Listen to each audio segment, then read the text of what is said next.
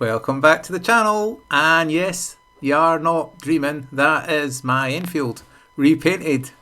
So, British Army style. So I did tell you I was going to do it, so I'm going to have to break this up into 3 or 4 films because it took about 5 days work, stripping it down, painting it, etc.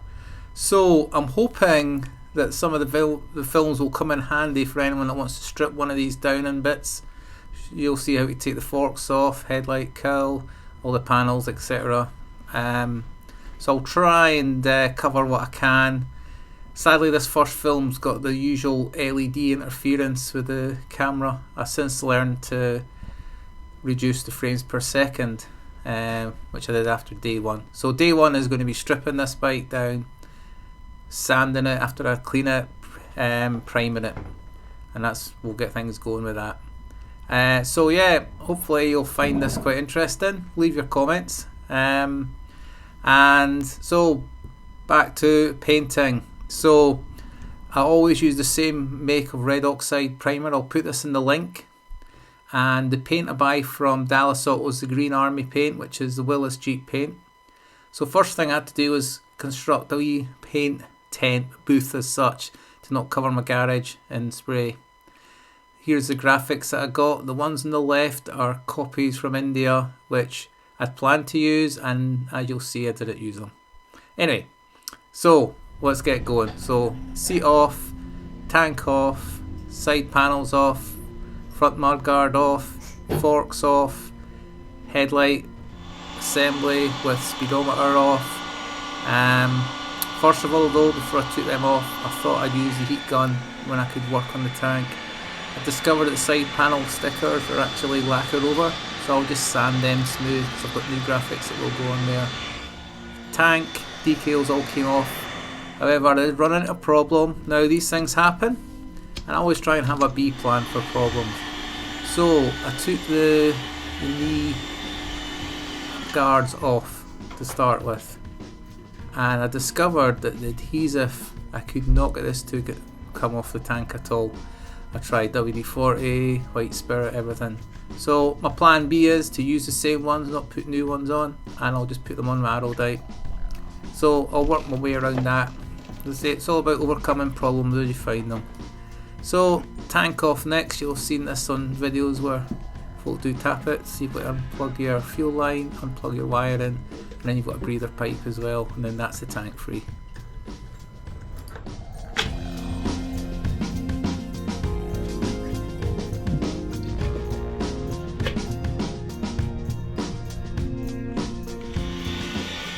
Next up, I just used the heat gun and removed the reflectors off the fork blowers. And with them off, it was just a case of starting to dismantle the front end. So I took the front brake caliper off and then loosened all the bolts off for the front mudguard. And I'd have to drop the front wheel out to get that mudguard off, as I discovered. So a learning process. So you'll see here I leave the mudguard stays on, and all I did was wrap them with masking tape because it made it easier just to handle the mudguard when you're painting it and stuff. So a block under the front of the bike underneath, and you get the front wheel off.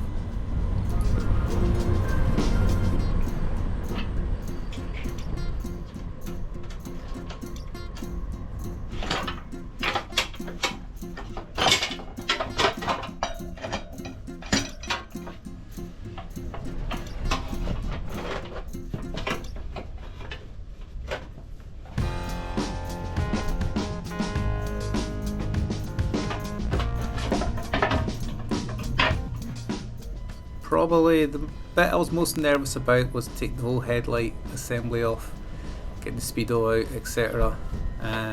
Wasn't really sure how to do it because I hadn't found anything online where someone just took one of these out to bits. So it's a bit trial and error, just take your time, and usually you kind of work it out yourself. So obviously there's a clamp there that holds the speedo on. Those side lights will have to come out as well. So afterwards I worked out you don't have to take these bolts out, just loosen them. They're just rubber clamps for the indicators, and then you actually want to drop your fork lowers right out. Now to loosen them, as you can see, you'll need to put the spindle in, I discovered by spinning the forks. So it's just a case of unscrewing underneath the speedo, lift it up, unplug it, that gets the speedo out, and there's that bracket for it as well. That's quite a tight fitment to unplug actually. And then I'll unplug the two side lights, and that's all I wanted to do. I could now have play in the headlight. So it's just a case of now loosening the lock bolts for the forks and lowering them. Once I got the headlight cowl off, there it is.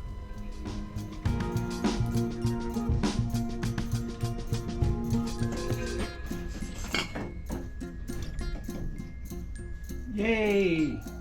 The reason I'm happy is I've got the forks off. I wasn't quite sure how easy all this would be. The rest of it would be pretty straightforward, so I was happy to get these off.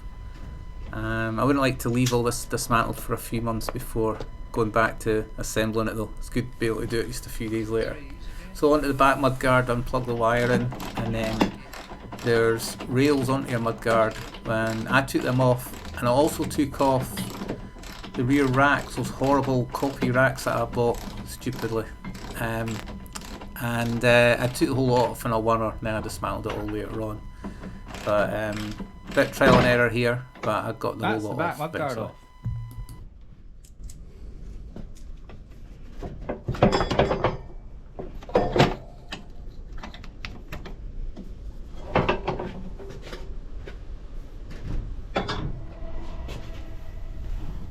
So 4 bolts on each side hold the frame on, and you can see the wiring's just clipped in. So just in case of getting these bolts off and get the wiring off, and then unplug the tail light assembly. That lifts out in one piece. And then side panels, right hand side. Interestingly, it had a screw underneath with a Torx head. Not quite sure why that was there. But soon had that off with the two 6mm bolts loosened, and the two 6mm on the left hand panel, and soon had that off as well. Quite simple those to take off.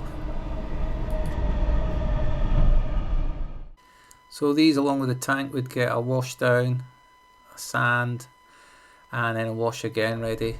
The black parts as well that I'm painting, the front end, the forks, covers, and the headlight assembly, they have to be dismantled. Quite straightforward, most of this stuff to take to bits. The good thing is I've got on film to watch again if I was struggling reassembling.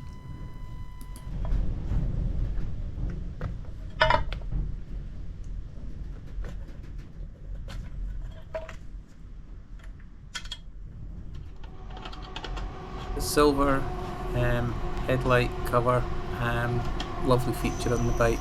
That was going to get done black as well. And I'm also going to add a mesh headlight guard just for show. So I had to work out how to fit that on and how I'm going to put it all together. First of all though, get this off, get it primed, along with all the other parts today.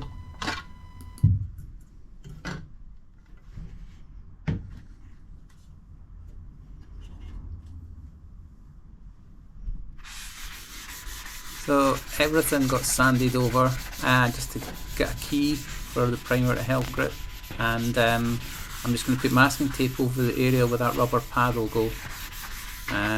Somebody will no doubt come up with some type of chemical you can buy to clean that off, but right at present I couldn't find anything. So there's some parts all sanded, and I'll just rinse them off. They'll get left to dry overnight, and day 2, primer day.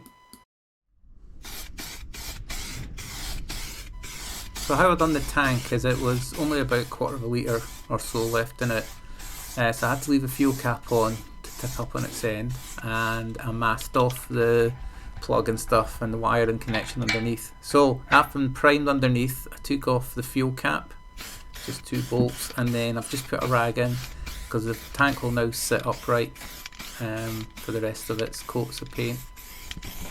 So tank done, mudguard's done, soon had it all done.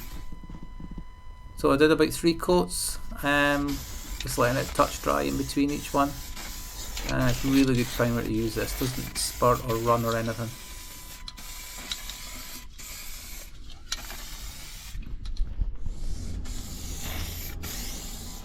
and it also goes out saying wear a mask when you're spraying, especially in a small area like this. You'll not do your lungs any good breathing this stuff in.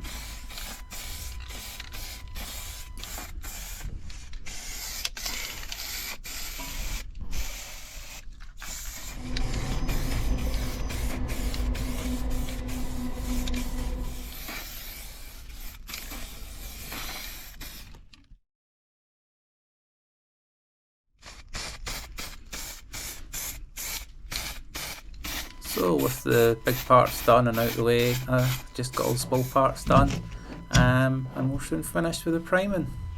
So this will get left overnight, and next day we're going green.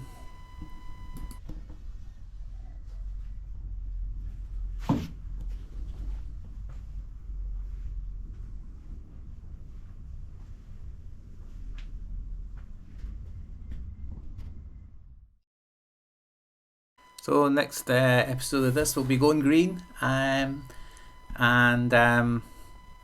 yeah, we've got quite a bit to do. So if you enjoyed this and you want to ask any questions or leave a comment, leave a like. Thanks for watching, and there's only be a few days till I get part 2 up.